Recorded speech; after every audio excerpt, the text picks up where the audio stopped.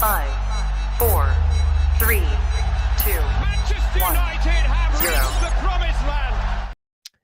Good morning, everyone. Not just a morning. We're back tonight. Manchester United back in action against Real Betis. It's going to be a good show today. We're going to be speaking about Betis, the team news, Erik Ten Hag, and that press conference yesterday, because everybody was waiting to hear what Erik Ten Hag's response was after that game at the weekend. We don't need to speak about the score. And you know what? I've only just realized. I think I realized it yesterday.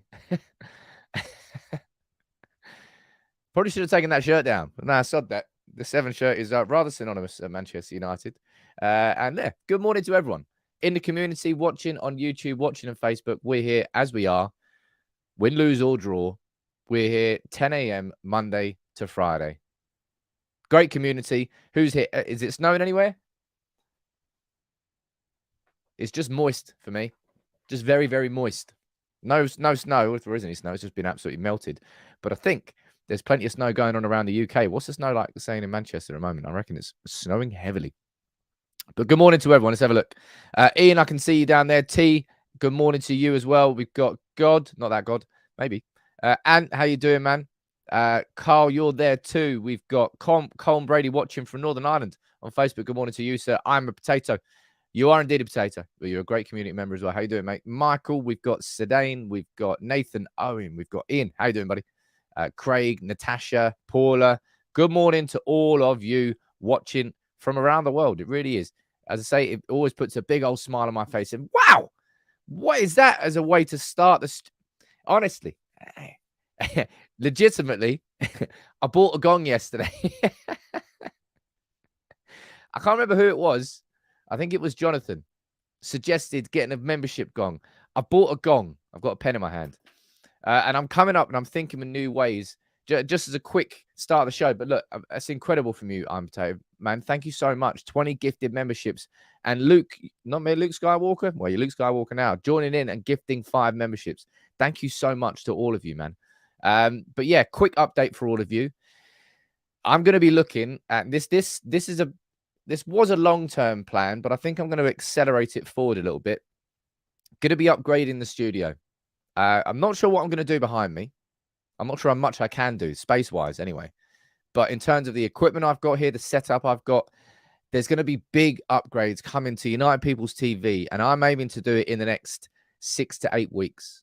It's a huge job. It's something I've wanted to do for a long time. But trust me when I say it's done, this whole thing is going to get upgraded massively. The engagement, the actual physical visual setup, everything is going to really take a massive step up, which is really cool. Look, we've got JJ watching from Bosnia and Raymond watching from Bermuda. Look at that, all around the world. It's amazing. Takeoff saying bring back the old studio instead. I've got a green screen there. I could whip that down, but I quite like the old the setup we've got here. But let's start the show here today.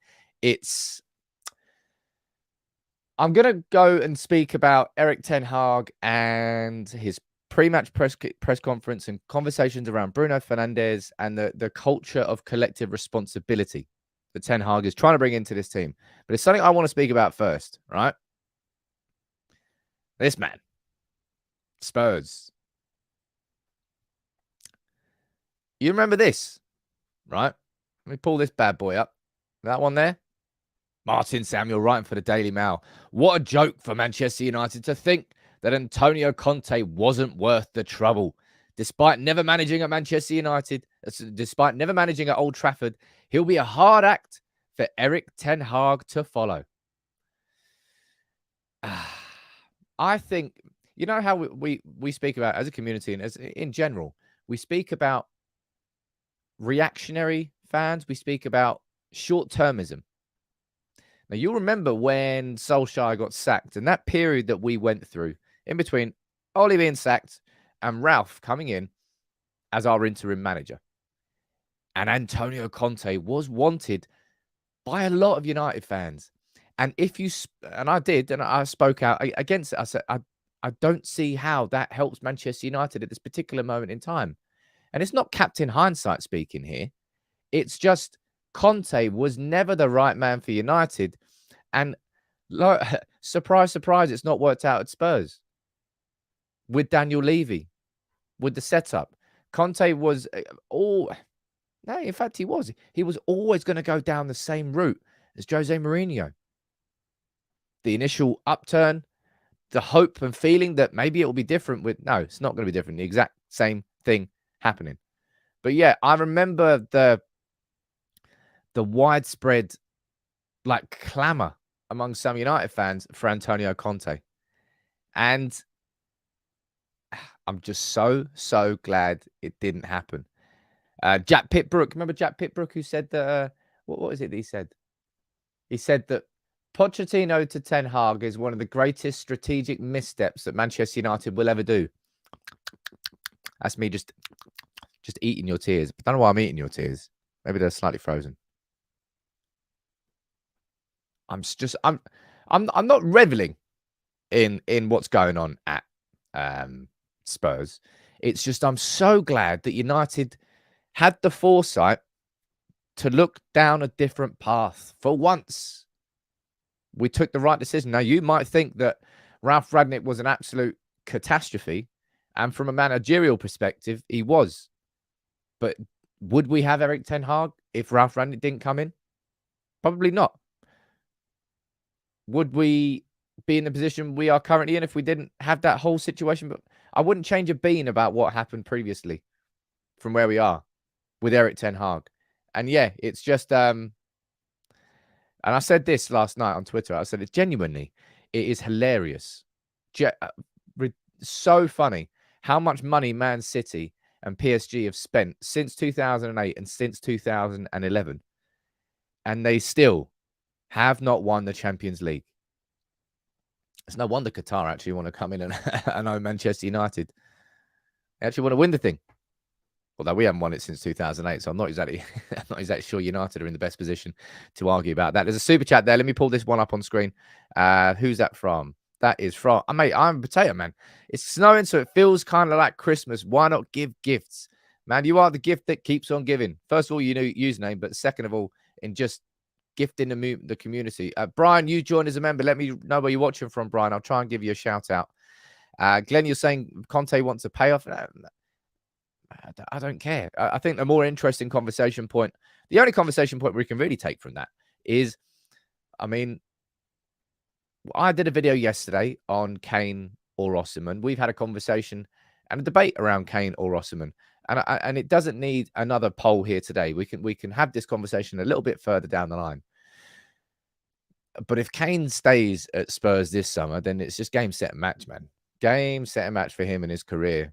And any sort of ambition of winning silverware. It's going to be, I think, the 16th year. Oh, 1 second there. What is going on? Why are you all of a sudden verifying Adobe? Computer tried one there. Computer tried one. Omar, you're saying, do you think that we should go for Gonzalo Ramos? I think we should avoid dealing with Benfica. Gonzalo Ramos, you're looking a minimum of 100 mil. I'll be honest. You're probably looking at 100 mil for every striker we're looking at this summer. Osimhen, Kane, or Gonzalo Ramos. One of those three. They're all probably going to cost in excess of 100 mil.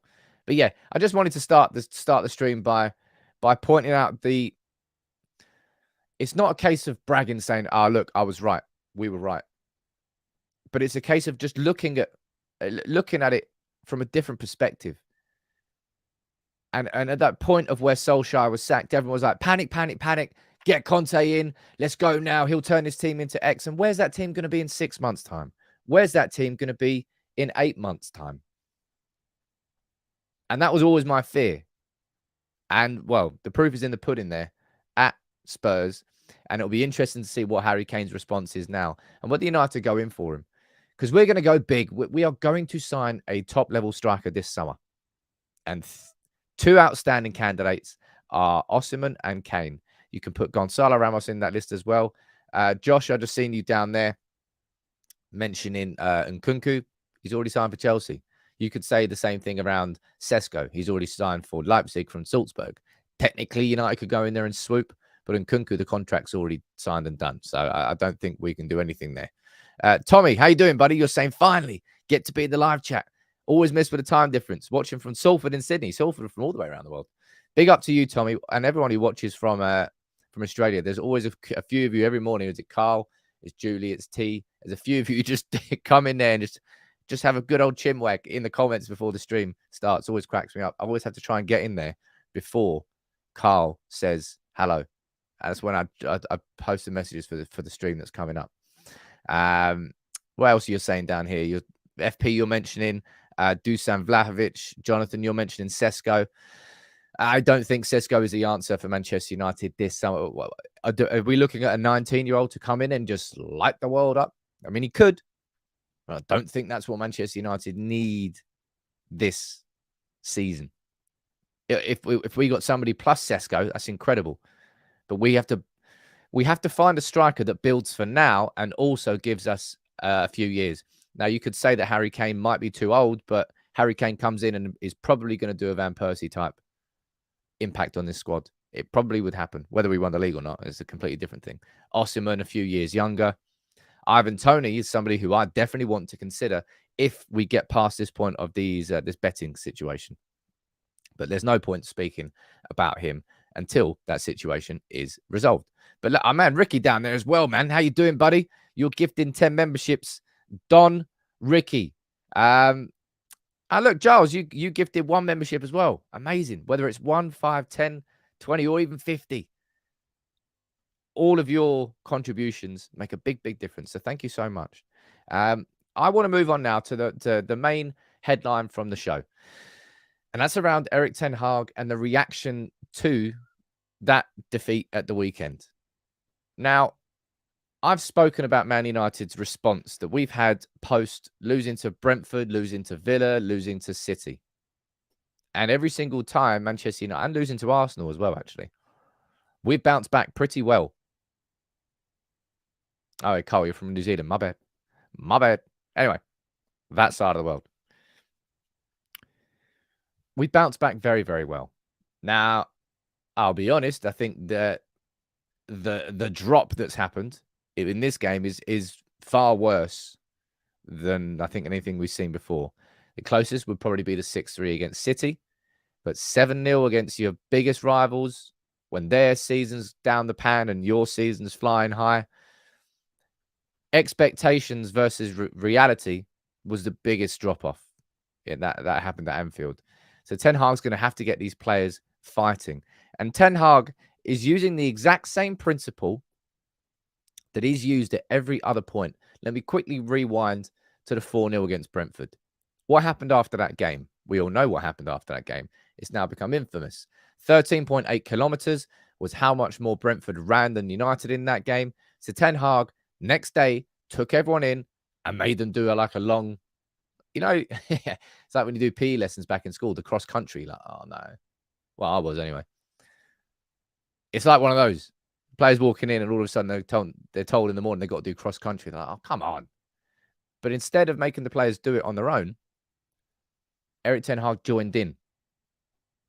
And that was in my opinion, you might say it's not as important as this, but I think it's quite a pivotal moment in creating that bond between player and manager, because it really was a physical representation of collective responsibility. I mean, it wasn't Ten Hag on the pitch that lost 4-0, but it was Ten Hag who was the manager. So he made it clear to these players that, yeah, it was you were at fault there, but so was I. And I've said after the game against Liverpool, Ten Hag made mistakes tactically. Wan-Bissaka, I think, was a mistake. Weghorst there starting, I think, was a mistake. But Ten Hag will put that on himself and these players. And this is the quote I like from Ten Hag from the press conference yesterday. He goes, look, we have to set conclusions, and we did. We talked. From there, we have to reset and we have to bounce back. And he was asked on whether the players let him down. And he said, no, we're in the same boat. We do it with togetherness. We win together and we lose together. We made a mess on Sunday and we have to deal with that. And that collective responsibility, I particularly like this photo that was from training yesterday, because I think it's Erik ten Hag is somebody we've praised for his coaching pretty much his whole way through. You remember the photos that we got of pre-season training of everybody standing and listening to Erik, and and everything that happened since. Ten Hag is really reinforcing collective responsibility as one of the cornerstones of his management style.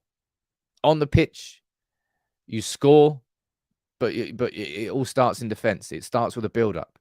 When you concede a goal, it starts because the team, as a collective at the front, weren't doing enough to win that ball back, and it invited pressure on the defense. Every single element of the football pitch has a collective responsibility, and off it, they have that too. And now these players, well, quite a few of these players, if we compare that to a Mourinho type style of management, it's quite the opposite. We've spoken about this. Mourinho loves the siege mentality, doesn't he? It's like us against the world. And it's like, you're either on my team or you're not in my team. Ten Hag is taking a slightly different approach. And tonight, of course, right, all the proof is in the pudding. It's all about this Betis game tonight. And it's the beauty of the fact that Manchester United have this game tonight. We're lucky to have it. And isn't it weird? We've been not that we've been complaining, but we've been slightly bemoaning the fact that we've been playing every 3 days. Yeah. Ten Hag might not be using it as an excuse, but the reality is that physically, it's almost impossible to play at that tempo, at that level, at that intensity every 3 days for months. Your body needs time to recover. When you go to the gym, you recuperate when you're resting, when you're sleeping. That's when your body repairs itself. But if you're going flat out every 3 days, it's very hard. Your body might only ever recharge fully to like 85, 90%.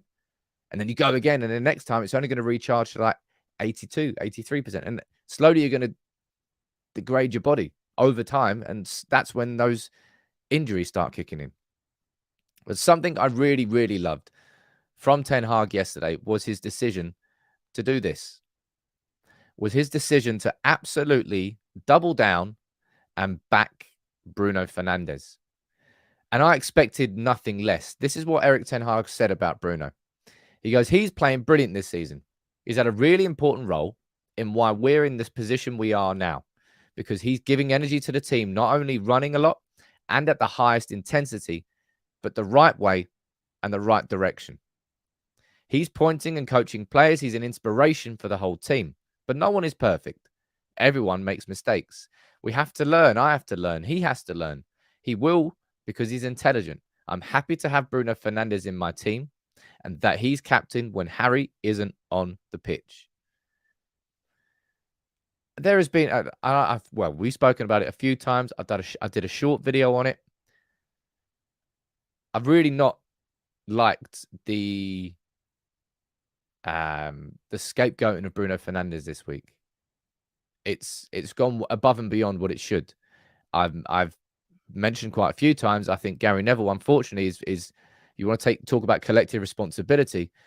Gary Neville's comments about him refusing to come off, asking to come off, towards the end of the game, which were unfounded, which were based on an interpretation of body language, which has now been dismissed by the club. It was a Gary Neville was as reactionary there as a fan and a pundit as Bruno Fernandes was as a player on the pitch. Bruno was reactionary. He did some stupid stuff in that game, but he'll learn from that. Ten Hag says there, everyone makes mistakes, and Bruno made a massive mistake, and Marcus Rashford doubled down on that as well. I love playing with Bruno. For a forward like me, he is a perfect player to play with. He's been a good leader for us, even when he's not been captain, which is always a good sign. He's helped other players become better leaders. And the reality is, we can't be a well-organized team with just one leader being captain. He's done a lot in terms of bringing his leadership skills in. And that was from the moment he arrived. I don't have anything to say. I don't have anything negative to say, about Bruno. Like the manager said, no one's perfect. Sometimes you want to win so bad, you end up doing things that are a little out of character. But 100%, I support Bruno, and we're behind him. As a team, we have to support him because he's a fantastic player. And like the boss said, we wouldn't be in the position we are if he wasn't playing games for us. And, let's go full screen on that. I've always understood I've always understood people having frustrations about how Bruno plays because he's a very emotional player. I've said that if I was playing against Bruno Fernandes, I'd know that I would have an ability to probably wind him up, to probably get under his skin, because he's reactionary. It's not that he's got a short temper, but he does have a short fuse in terms of when things aren't going his way. Robert, you're saying it down there, heart on his sleeve, and it's exactly how he plays. But Erik ten Hag, waxing lyrical, boom. He absolutely, Ten Hag loves Bruno. Rashford loves Bruno. I love Bruno. And he's done so much good this season. But after a 7-0 defeat, a lot of people will look for scapegoats. And unfortunately, Gary Neville effectively made Bruno. No, he didn't make Bruno the scapegoat. Bruno made himself the scapegoat in his second half performance. And Gary Neville just pointed it out. It's up to Bruno to make sure that the only person who can change that aspect of his game is Bruno himself, right? And he knows that. Erik ten Hag will know that. And I imagine he'll be coaching that into him. But Bruno wants to win. That's why he was pissed off. Bruno wasn't throwing in the towel there. He remembered that 4-0 last year, and it was happening again. There was an article that came out from Laurie Whitwell doing a deeper dive into the 7-0 defeat. I don't want to read. I did read it, but I'm not going to bring it up on here because we'll move on from it. But in there, he was reiterating that so many of these players didn't really understand what it was like to play at Anfield. Casemiro, Anthony, Martinez, lots of them making their debut. Weghorst, and touching the Anfield sign and the reaction that's caused. Bruno knew what it was because he was in that team last year at 4-0. And it happened again at 2-0. And as soon as it went 2-0, everyone went, Prup. That's something that Ten Hag and the psychology coaches at United and all the management at United have to get to the bottom of it. How do you overcome that? No, you overcome that by building your own confidence, by beating Barca, by beating City. But still, that didn't actually help in that environment. I'm going to go down and read a few of your comments down here. United Forever, you're saying Bruno will bounce back. Jonathan, you're saying, I think Bruno, when he's on it, is incredible. And some people expect it every game. I think that's a fair comment. And that's pretty much a fair summary of how a lot of fans see football. If your striker isn't scoring every single game, there's a problem.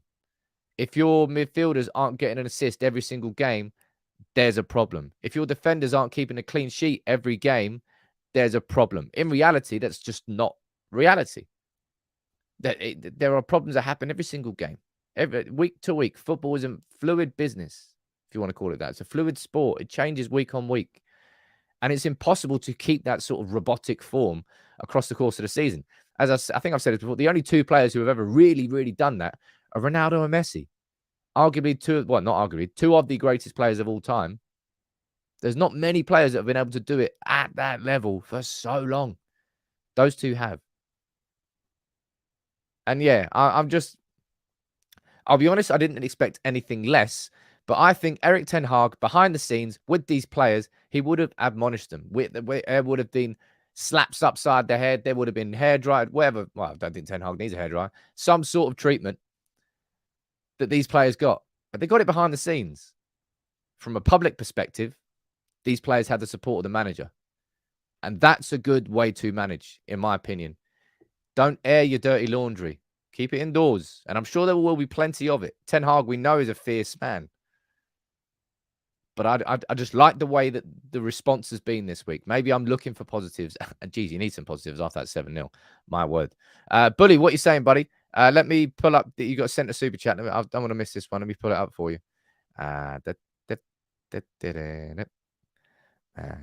Obviously went into a bit of a rant there because I can't find this super chat. Man, it was ages ago. Where is it? I missed it. Oh, there it is. Found it. You're saying, Sam, going away for 6 weeks with the army to Kenya. Wow. Tomorrow, I'll miss my morning routine and this family. Keep up the good work, and I'll be back. Well, good luck to you, man. What is that, training in Kenya? Man, it's going to be hot AF. I'd love to go Kenya. Kenya's where the best safaris are, right? I've only ever been to West Africa. I'd like to go South Africa I'd like to go to the East. I'd like to go to Kenya. That'd be amazing. Jay Shell, you're saying, I'm so tired of seeing the Bruno hate. It's sad.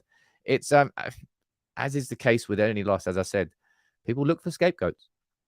I think the scapegoat should be looking at Man United's shot conversion, looking at Man United's look, our away form. I think if you were to do a league table on just the away form, I still think we'd be third. But we've had some almost brutal performances this season have come away from home. And there's a pattern there that I think needs to be looked into and addressed. Phil, you're saying, as we have no way of Scousers gifting the community using gyros online, I've gifted 10 on their behalf. Phil, thank you so much, man. Oh, wow. There's a couple of gifts there that I've missed, or not missed, but I haven't spoken about. Brian, thank you so much, man. You've gifted 5. Phil, you've gifted 10 as well, as you mentioned there. And Freddie, you've gifted 5 too. All of you, absolute legends. Thank you so much, man. And there's one more super chat here I want to quickly read out. Jordan, how are you saying? You're saying, was just an unlucky smashing, but we will win all season now after that performance. Mark my words. Was just a reality check. I don't personally feel it was unlucky. I think that is, we just got beaten 7-0 by Liverpool at Anfield, right? And that's not unlucky. It's not unlucky. Is it a reality check? I don't even think it's a reality check. We're 7 points ahead of them. They're out of all competitions. We're heading in the right direction. But it obviously exposed a wound that hasn't been healed. That's the way I would describe that game. We thought that we were past something. And that game said, hold up, man. Slow down. Maybe take a step back. You're moving too fast. And I don't think it's right. Look, I feel that's what that game did. As soon as it went 2-0, these players, it's almost like you could see it in their eyes. It was like, oh, crap. Here we go again. That's exactly what it felt like. And I feel that it's going to come back here tonight, and we're going to get past it. Real Betis. I love that quote from Manuel Pellegrini yesterday. He goes, we don't know whether United are going to cower down or come out with a knife between their teeth. I really, really think they're going to come out with a knife between their teeth. I think I'm really looking forward to the game tonight. Let's speak about it. Erik Ten Hag has given the latest team news. I'll run through my predicted 11. I don't think it will be that. And we can go. In fact, I'll start the poll now, right? Let me quickly pull this one up. Start the poll. What's your prediction for tonight?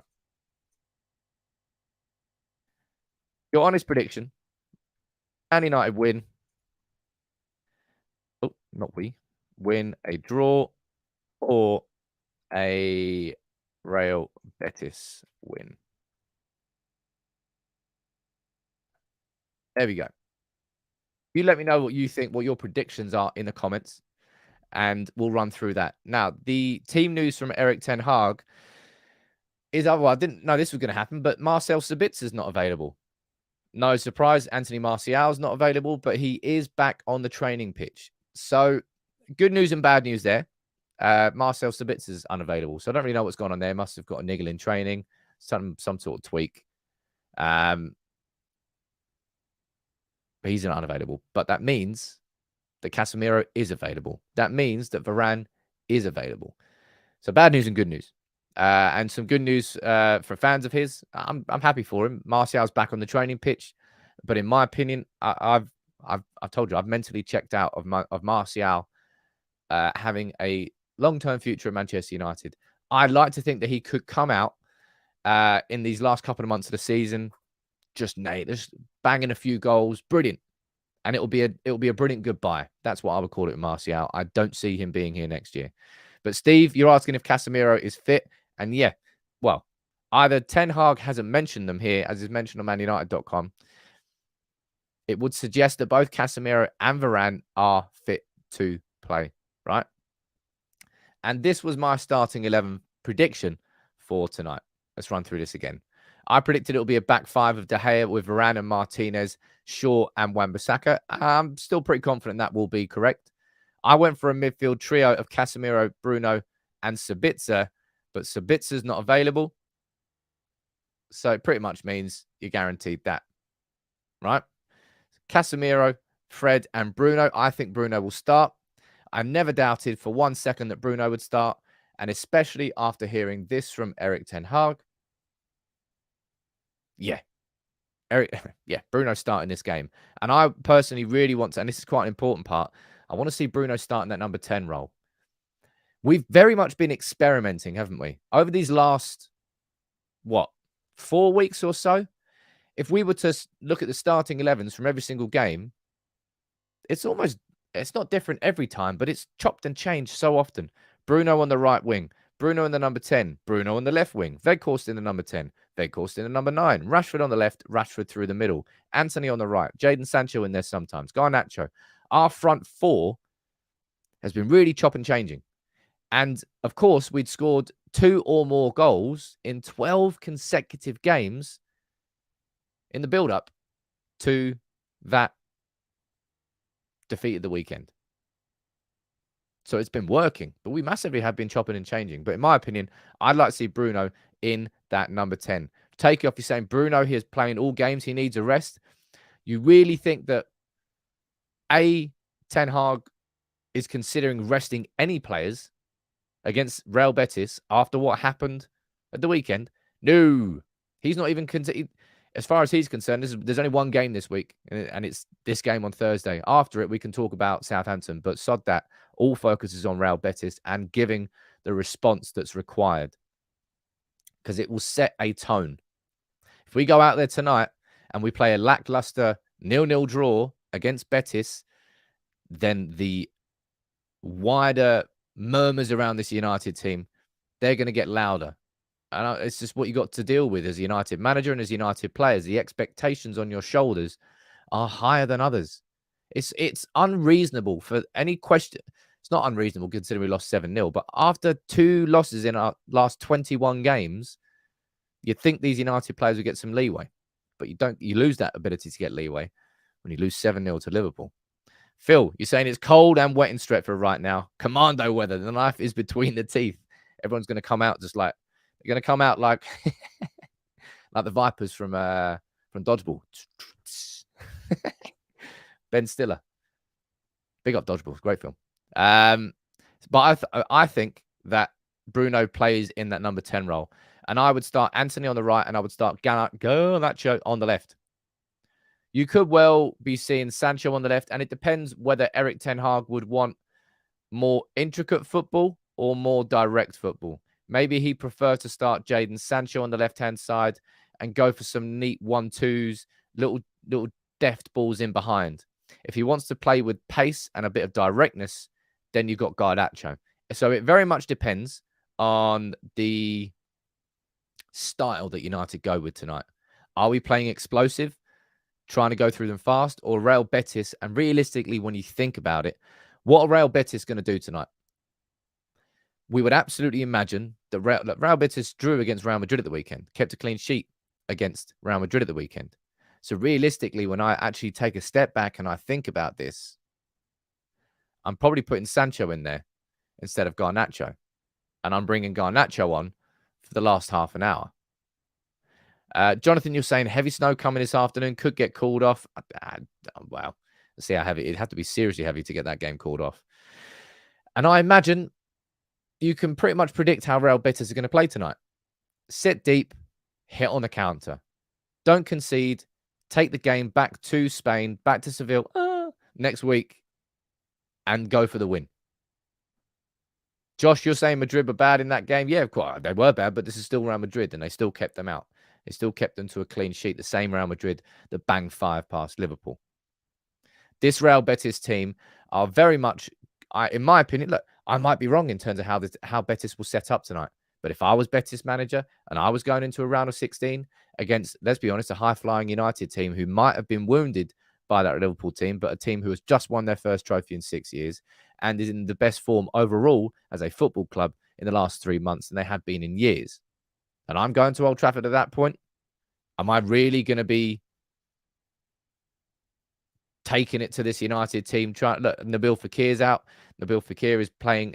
He's one of their better players, one of their best players, out with an ACL injury. No, I think what I would do is to sit deep, discipline, and kind of like one of those typical away performances. Like we did it so often under Fergie. We played 4-5-1. Rooney up top as the sole striker. We sat deep and we tried to explode through the transitions when we needed to. We hit on the counter-attack away from home in Europe, and we took the game back to Old Trafford, and that's where we won. We did that so often. I imagine that's how Betis was set up tonight. So if I think about it more, I think that probably Sancho starts ahead of Garnacho. Let me read a few of your comments out down here. My nephew lives in Sevilla, says Robert, and is a red. I wonder if he's going, well, I'm already jealous because your nephew lives in Sevilla. Seville. Love Seville. I looked at the weather next week as well. I really, really shouldn't have looked at the weather next week. Looks amazing there. Liam, what are you doing, buddy? You're saying he is playing Bruno on the wing and the false nine because he's too much of a liability in midfield. You think that Ten Hag is playing Bruno there because he's a liability? No. He's playing Bruno there because he's asking Bruno to do a job for the team when necessary. Anthony was injured for a good few weeks. We didn't really have any right-wing options. What happens? Bruno Fernandes plays there. Sancho plays in the number 10. Man, we've chopped and changed so often. Bruno is not a lot. I don't know what people want. Honestly, Liam, this isn't a go at you. This is just in general United fan. Like, so often we've complained, man, we've got all these players and they don't take risks. It's like, why are they passing sideways? I'm so bored. Pass it through the lines. Come on, through balls. Let's score some goals. And then you get a player like Bruno Fernandes, who has created more chances than any player in the Premier League this season because he tries those passes, because he does those through balls, because he takes risks. It is a risk-reward system. Liability? He's not a liability, man. Come on. It's unreal. As I said, Liam, this isn't an attack on you. It's just you represent, with that comment, in my opinion, a strange point of view that quite a lot of fans have. And there's absolutely no way that Erik Ten Hag looks at Bruno and goes, wow, you're a liability. And look, Alex, I'm not down here trolling anybody for their opinion. I'm calling that one out because I think it's wrong. He's not a liability. Yeah, he does a lot of mistakes. And I compared him to Nani. I think it's a little bit unfair to compare him to Nani, but Nani was one of those players, right, who frustrated you. But ultimately, when it worked, when it really worked, Nani was incredible. Liam, you're down there saying you don't represent anyone except yourself. I'm not saying you do. But that opinion is something which is shared among quite a few people. Gungshi, you're down there saying, I hope Bruno scores tonight. I absolutely hope Bruno scores tonight. And I genuinely wouldn't put it past him. I really, really wouldn't. Right, last 10, 15 minutes of the show. We're going to be speaking about the sale of Manchester United, right? I did my 4th interview with Ben Jacobs yesterday. Now, some of you might think that wow, geez, man, these are some long-winded interviews. And yeah, they are quite long interviews, but they're really in depth. Ben, not many people can stop me from talking. Ben Jacobs is one of them. But I like to listen to him. That's the 4th one that we've had. And I'm going to bring you I wouldn't say they're updates. I'm going to bring you the latest from Simon Stone from the BBC, from Mike Keegan from the Daily Mail, and Laurie Whitwell from The Athletic. They're not updates, really, because they're everything that me and Ben spoke about yesterday. So they're not updates. It's just, this is the current position where it's in. Now, Ben has already agreed to come on again when there is an actual genuine big update to speak about. But let's run through what's being said here by the BBC. Prospective buyers we know full well are going to be attending presentations at Old Trafford. Olivia, you're saying, are Ben's interview in a playlist? That's a good question, actually. They're not in a play. I think that if you look on the YouTube channel under Man United's new owners, there should be, they should all be in there. But I could potentially set them out as a separate playlist. Daniel, you're saying you're a good interviewer. Please do more. I appreciate that, man. Interviews. I love doing interviews. I love speaking to people. I would love personally to be able to do one interview per week and release it as a podcast episode as well. I love interviews. If anyone wants to reach out to me and help me in sort of researching that and reaching out to people and trying to bring people in for interviews, that would be great. What I will quickly say here before we move on to that BBC article, everybody who's reached out over the website, you're all absolutely amazing. We've got all community members, like we've got software back-end software developers who can help with the website, front-end software developers, those who have experience in building websites. I've got experience in building websites. Something we really need now is some designers. So if there's anybody here who wants to be involved in this project, this community project, to build this website for the community, please reach out, because we're going to need some really professional design elements to it. Now, I'm not expecting to be doing all this for free and just to rinse your time. I will be investing in this website. All right. But anybody who can reach out,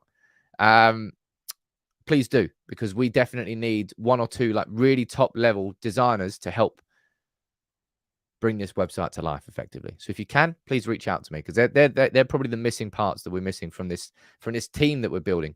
Just based on the community. It's awesome. It really is. I've said this before. Miles, big up to you, reached out to me.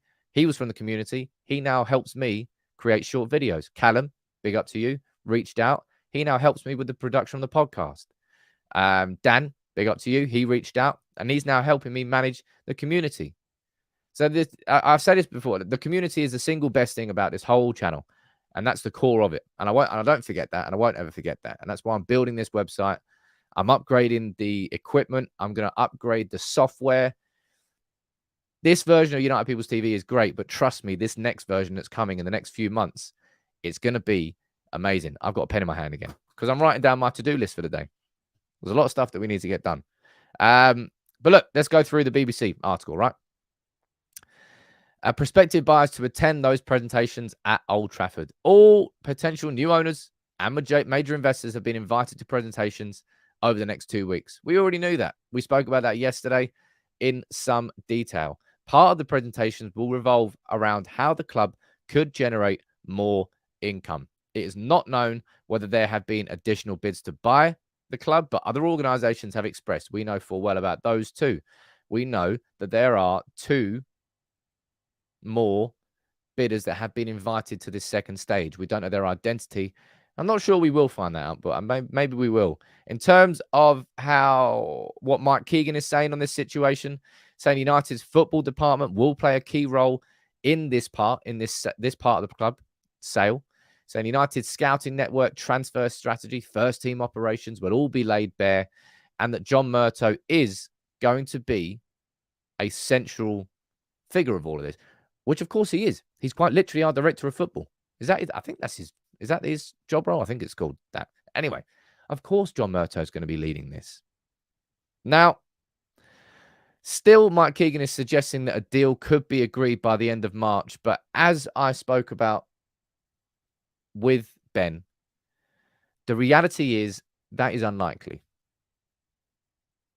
It is. It's the 9th of March.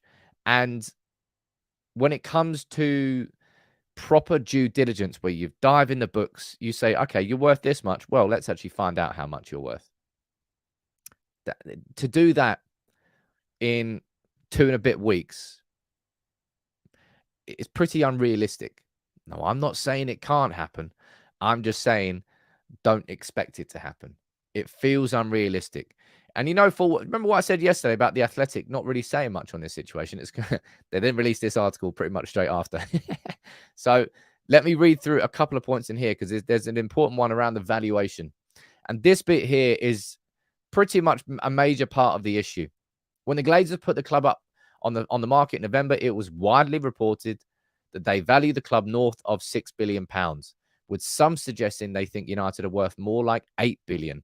Joe Ravitch, the co-founder of Reign and the person leading negotiations, has told them not to settle for anything less than the bottom end of that range. This is an issue, and this will be an issue for United. Reign Group, the reason that the Glazers went to the Reign Group is because they led the Chelsea sale. They dealt with it. They dealt with it quickly. They got a load of bidders in, and they got the price that Abramovich wanted. Of course, they're going to go to the Reign Group. It makes perfect sense for the Glazers to go to the Reign Group to that, because that's what they want. They wanted their price of $6 billion. Joe Ravitch, now the person who's leading the negotiations, is telling them,